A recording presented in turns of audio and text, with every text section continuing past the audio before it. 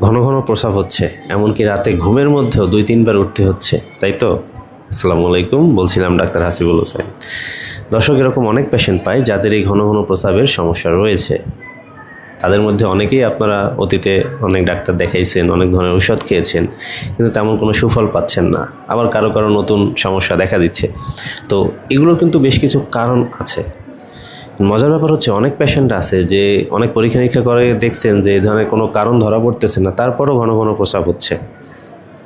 তো এই ঘন ঘন প্রস্রাবের কিছু সাধারণ কারণ আছে, যেমন diabetes mellitus, UTI, bladder infection, prostate enlarge. তো সবার কিন্তু যে এইগুলোর মাধ্যমে ঘন ঘন প্রস্রাব হচ্ছে তা কিন্তু নয়, এর বাইরেও অনেক সমস্যা হতে পারে। তো ঔষধ খাচ্ছেন, ঠিক হচ্ছেন না। তো দর্শক, এই ধরনের পেশেন্টদের জন্য আমাদের ন্যাচারাল মেডিসিনে তথা ইউনানি এবং আয়ুর্বেদিক মেডিসিনে বেশ কিছু চমৎকার সলিউশন রয়েছে। এটাই হতে পারে আপনার জন্য একটা ভালো সমাধান। আর দেরি না করে আশা করি দ্রুত যোগাযোগ করুন। তো দর্শক, ভালো থাকবেন, সুস্থ থাকবেন, বেঁচে থাকলে দেখা হবে। আল্লাহ হাফেজ।